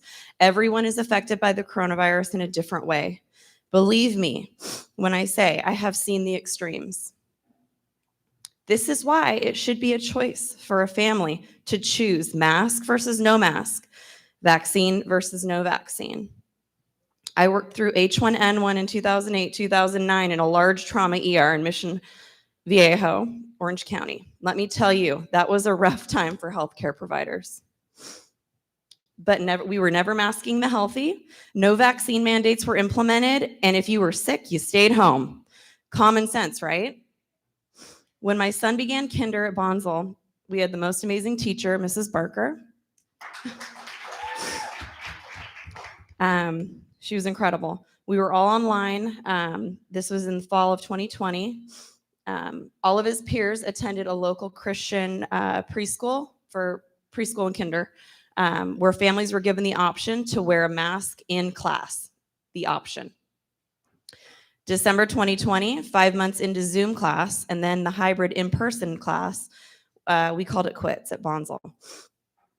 The days he was in class, he would light up. He loved school. We were online. It was terrible. So hard for us. He would cry every 30 minutes. January 4th, 2021, we pulled Porter from Bonsall Elementary and have never looked back. He has played freely unmasked with his peers at school, indoor and outdoor, and there have been no large outbreaks, let alone serious illness or death. Some kids have contracted COVID and it's a mild cold for them. Mandating this vaccine for a virus that statistically does not affect children is completely unnecessary and wrong. We do not know the full risk for the vaccine or for their age group. We don't even know it for adults yet. I am not anti-vax. I am anti-mandate. I can tell you, the past 19 months, I have not once admitted a critically ill child into the hospital overnight, let alone cared for any critical ill children in the emergency department. What we ask is that you consider taking a strong stance against the mandate and let parents choose what they feel is right for their children. If you do not consider our rights, I strongly believe that those of us that have left public school for homeschooling will not return, and those that have stayed in public will leave, and you will most definitely lose funding. More importantly, we will have lost faith in you and this broken public school system. This is denying us the 14th Amendment in the Constitution that protects the right to public education. This is a constitutional law. Nothing should be forced in a free country, especially a vaccine with minimal studies that does not stop the spread of the coronavirus. Period. Be bold, let us choose. Note leaders such as Riverside County Sheriff Chad Bianco stating, "I believe in personal choice." Leader for LA County Sheriff Villanueva said, "I am not forcing anyone. This issue has become too politicized, and we are letting people make their own choices." And I'll just end with this because my time's up. I'm sorry. When the whole world is running toward the cliff, he who is running in the opposite direction appears to have lost his mind. C.S. Lewis. Thank you. Next up is Nikki Wilson.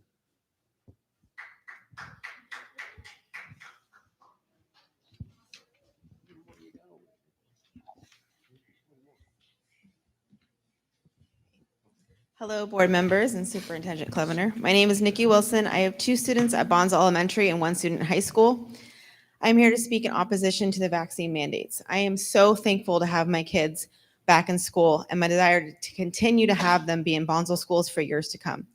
My 1st grader is thriving in his new routine. My 4th grader is excelling academically and growing in areas he was struggling in last year. And my 11th grader is no longer depressed and back to his former self, which is more than anything I could ask for. With that said, my children are my babies. I was entrusted with them from the Lord to protect them, to teach them, to comfort them, to love them, and do all the things a mother should in their best interests. They belong to me and my husband. They don't belong to the government. They don't belong to Gavin Newsom. I do not want to put something experimental inside their bodies when they have a 99% chance of recovering from this if they get sick. The VAERS data shows the vaccine has some very serious side effects, especially for young girls and teenage boys. My son is 16, and a lot of males that age and young males are developing a heart condition. I would never forgive myself if he was one of the ones that had that happen to him. And I'm not going to be bullied and pressured by the government and the school district to put something in his body so he can continue to be educated. Education is a right for all students. I can't afford private school. I have 3 kids in school right now, and I stay at home because I have a 1-year-old as well. So my kids will automatically lose out on an in-person education because I am not financially able to do so. After the past 18 months, my boys are finally smiling again. They are feeling somewhat normal to be with their friends and engage academically. And now with these mandates, I will withdraw them again after this year if the unconstitutional mandates are put in place. I won't be pressured into giving them something in their body I'm not comfortable with. I don't like masks, but at least they can take them off when they're outside and when they get home. It's not permanent. When you inject something into your body, it's permanent. Once you do it, you can't take it out. There's no way of knowing if my kids will be one of the ones that have a side effect. The vaccine doesn't tell you beforehand which kids will have a vaccine injury. It's a lottery. I'm not willing to gamble. I'm not anti-vaccine. My kids are vaccinated with all the normal vaccinations. I'm anti-force and pro-consent. Medical autonomy is an inherent freedom. I know everyone has something that if it was forced on them, whether a vaccine or a procedure, they would fight back. Everyone has that line. I want to see more data and long-term studies. I don't think there's anything wrong with that as a mom. California and everything that happened with COVID to our kids last year hurt them. How long schools were forced to stay closed, sports being taken away, etc. I've lost complete faith in the government leaders' ability to tell me what's best for my kids. I wouldn't be a good mom if I just trusted blindly any doctors, legislators, and even teachers as much as I love them. I know my kids better than anyone else, and I have final say in what I feel is best for them. I don't co-parent with the government, and I never will. This is the line for me. Please, I know that you and the board are in a tough spot, but you can choose to fight back for the kids, because otherwise, what's the point of having a school board? Last year, several San Diego County school boards sued the state to reopen. They fought for their kids. Otherwise, the state should just decide everything and not our unique community. Please get ahead of this and take a proactive role. Thank you for your time.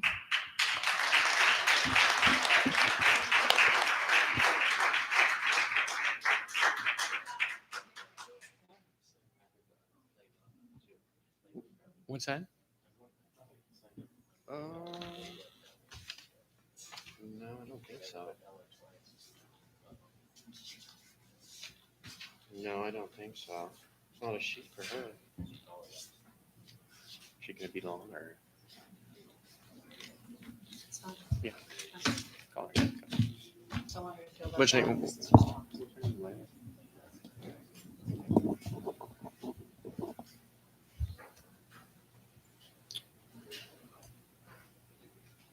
Next up is JJ Neese.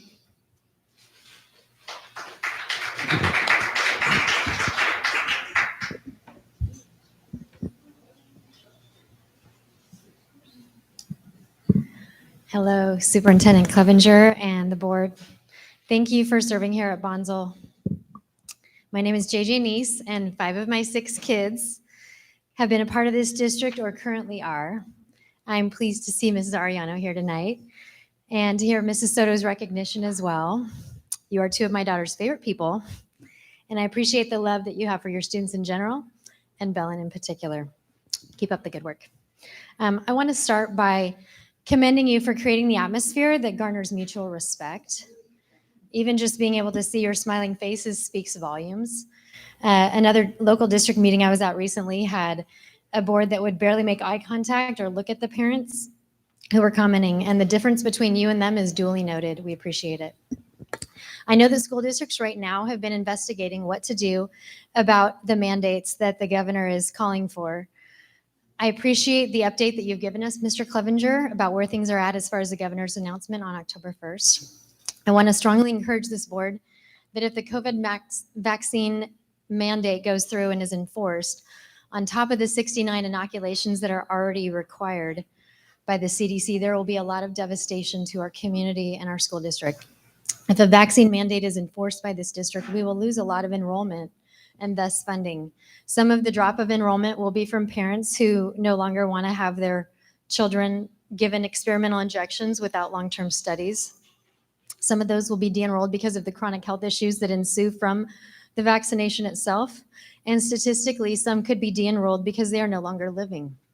According to the Medicare tracking system, information that was released on September 25th of this year, there were 48,465 deaths of American citizens who died within 14 days of receiving the vaccine.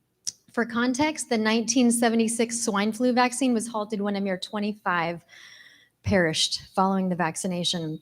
So for the government to rush to insist that staff members as well as all students without medical exemptions or IEPs receive this injection when it has already killed tens of thousands is not just irresponsible, but it's criminal and illegal.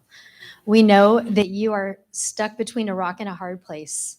We have many parents who want to work with you to brainstorm ways that we can keep freedom and parental choice part of the discussion.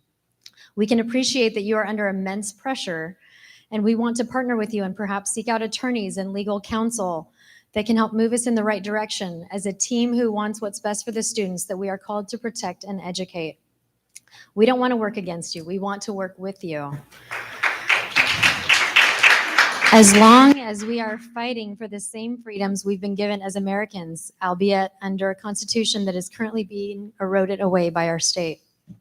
In closing, please remember that the COVID-19 vaccine never claimed to reduce the transmission of the virus.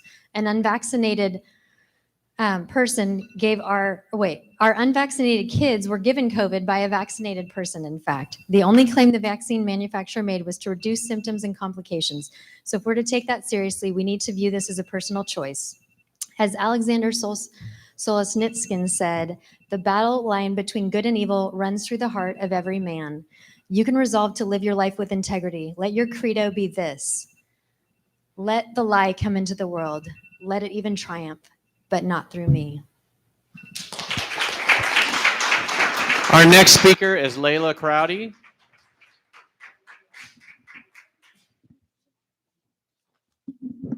Hello, my name is Layla Crowdy. I am a student at Bonzo Elementary School. I am in 3rd grade. I love being back to school. However, the mask wearing became very distracting when I am trying to hear my teacher and has been giving me rashes. It is against our constitutional rights as an American citizen to be forced to wear a mask. Thank you.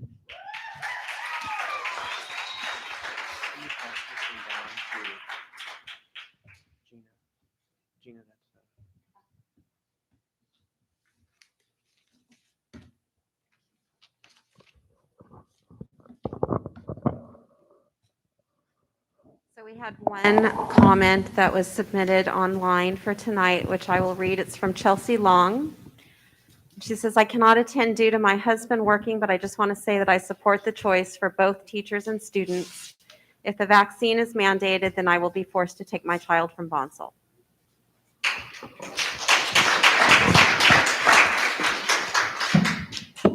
And that concludes public comment, bringing us to agenda item number 8, the consent agenda. Is there a motion for approval? Motion to approve. We're going to pause for just a minute so that the room can clear, and not after the announcement that the budget is going to be discussed. Laura, we need you. Thank you, Mr. Tannehill, for bringing your family. Thank you, everybody. Okay. And thank you, everybody. Yeah, no problem. We have more than a 2-hour presentation. Thank you. Love your reports, as always. See But she you. thinks she can do it in an hour and 55. But that's speculative. Yeah. We don't want to say things. How you doing, brother? I'm good. I'm good.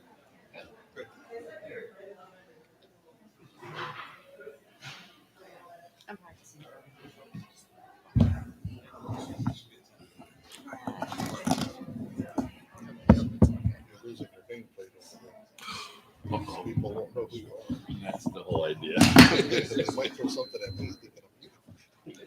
Does somebody want to close the doors? Just thank you. I appreciate I'll that. borrow Carlos, 'cause no one will go after. Oh, Mr. Costa's hiding. Hey, we didn't have Mr. Costa He's stand too up. nice. Oh, he did? Okay. Okay, good. Excellent. All right, which we're at the consent agenda. I didn't catch who made the motion. Mr. Motion, Gaddis made yes. the motion. Is there a second? Second. All in favor? Aye. Motion carries unanimously, bringing us to information items. Are there any information items today? There are not any information items, but I'm very excited that we're going to have our new Ms. Heather Golly bring us the presentation of the ESSER III expenditure plan. Lots of exciting stuff in there. Thank you. Thank you so much. Good evening, Board of Trustees, Superintendent Clevenger, and our community. I am very pleased to be here to present this to you. And I'm going to pause because, as Mr. Clevenger said, it's nice to start with the mission. And I just wanted to acknowledge, since I just entered this district, it has been just a wonderful transition, a great welcome. And tonight was a perfect example of this mission: empower all students to achieve their maximum learning potential. Seeing that choir, listening to the principals share all the amazing things that are happening at their school sites, and also hearing from our students has been really wonderful to witness. Okay, so I get to talk about something super exciting. This is called the ESSER III expenditure plan. And as you know, we've had quite a few pots of funding allocations that have come in through the CARES Act, or the American Rescue Plan Act. And ESSER, which stands for the Elementary and Secondary School Relief Fund, is now releasing our 3rd funding allocation. And this funding, as you know, provides local educational agencies with emergency relief funds to address the impact that COVID-19 has had and continues to have on elementary and secondary schools across this nation. And yes, Gina, thank you so much for passing out these slides, and also a copy of the full plan for your reference. Okay, so LEAs that receive ESSER III funds are required to develop a plan for how they will use ESSER III funds to, at a minimum, address students' academic, social, emotional, and mental health needs, as well as the opportunity gaps that existed before and were exacerbated by the COVID-19 pandemic. Thank you. And with those requirements, it's important to note that we have to make sure that we use at least 20% of our ESSER III apportionment for expenditures that are related specifically to addressing the academic impact of lost instruction time. So the timeline for the ESSER III expenditure plan. It must be adopted at a public board meeting on or before October 29th, thus we're here. And after adoption, the district will send that to the County Office of Education for review and approval.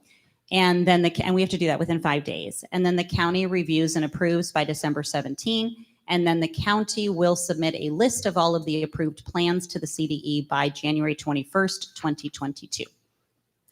The state has provided us with a template, and we went through and completed that template. You have the full version of the template there.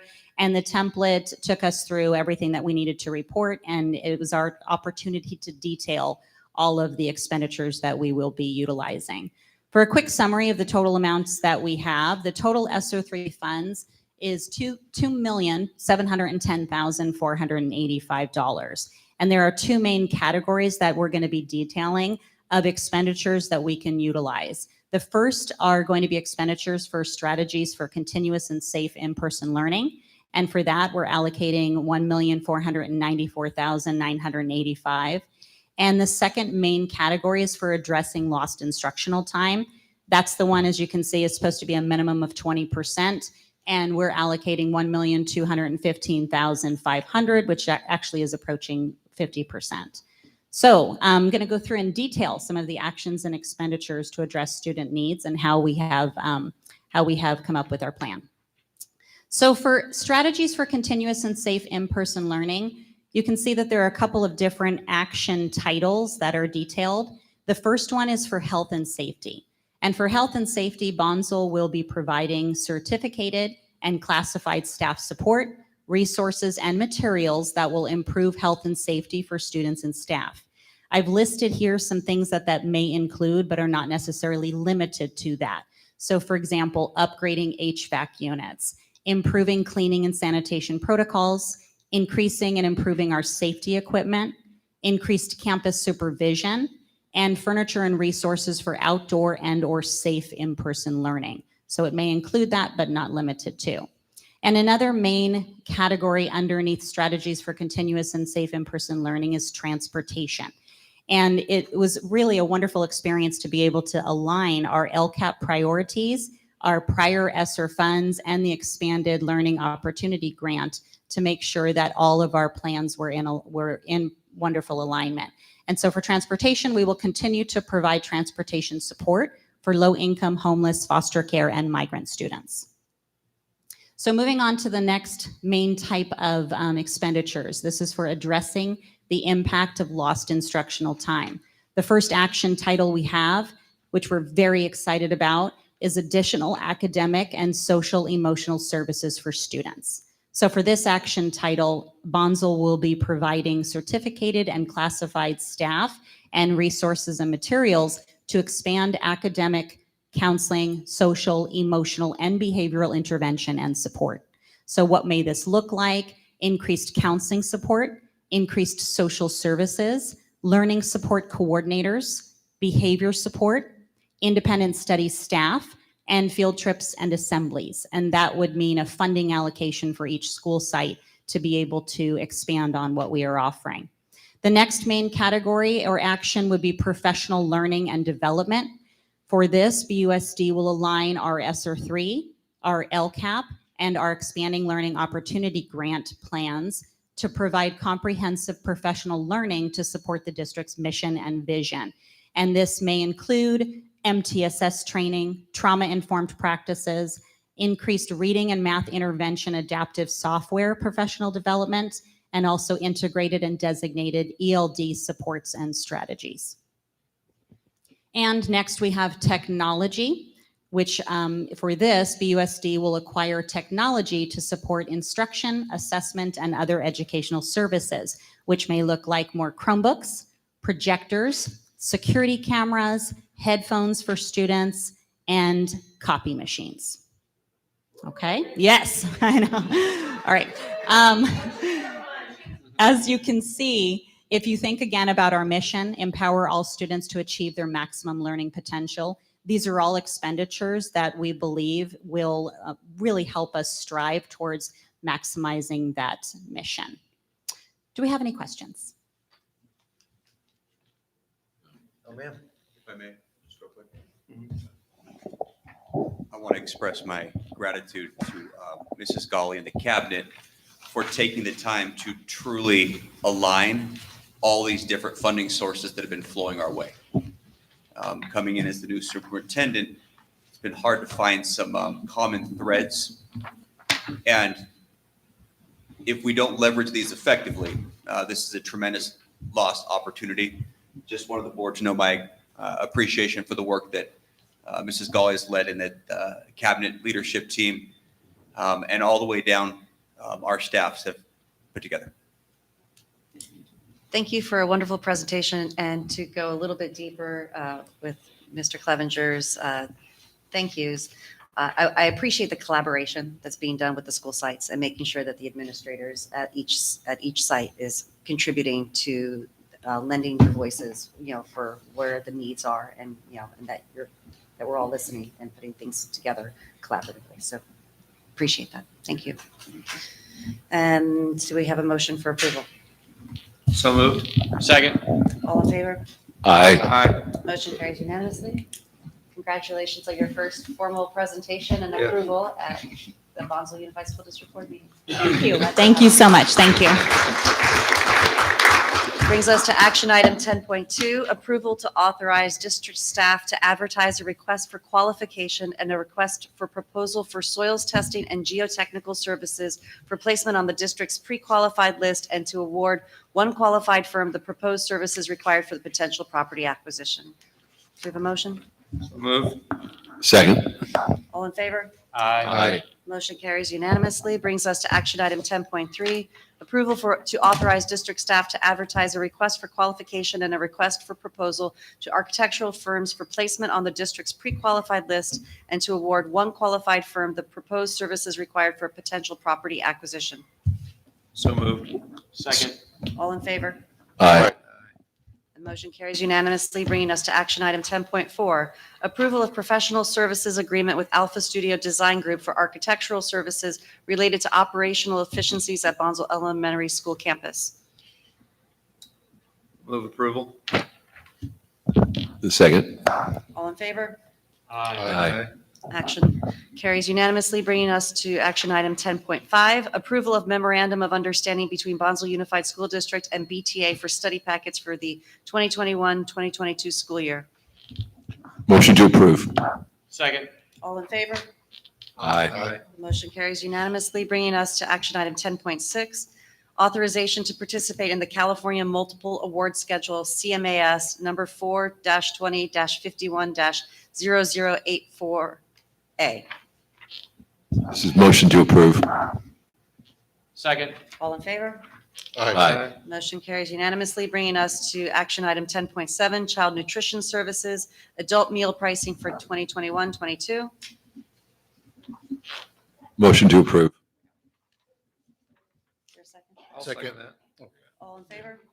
Aye. Motion carries unanimously, bringing us to action item 10.8, approval of client staffing agreement between Bonsall Unified School District and Row Health.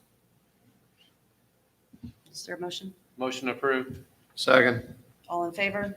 Aye. Motion carries unanimously, bringing us to action item 10.9, approval of client services agreement between Bonsall Unified School District and Pro Care Therapy. Move approval. Second. All in favor? Aye. Motion carries unanimously, bringing us to action item 10.10, ratification of contract increase with New Direction Solutions, LLC. You know, we regularly get these increases stuff, and it seems to me when a contractor bids something, they give a price, and it's a set price. It seems though the school district always like, oh, it didn't cost that much. I mean, Unless you exceed the terms of the contract or change the scope of work. Well, if you change the scope, are we doing that? Are we changing the scope of work? Are we increasing the amount of work? Right question. Dr. Stain, can you speak to this? Absolutely. That's one of the things that unfortunately sometimes we underestimate how much we're gonna. Okay. So, the rest of the school year, we have Okay. Is there a way when we have some of these, I guess you do have not to exceed, and then you say 3,500, not to exceed like 8,000 or something. So it does give you a little leeway, but we go beyond those on occasion. Okay. All right. Motion to approve? In a second. All in favor? Aye.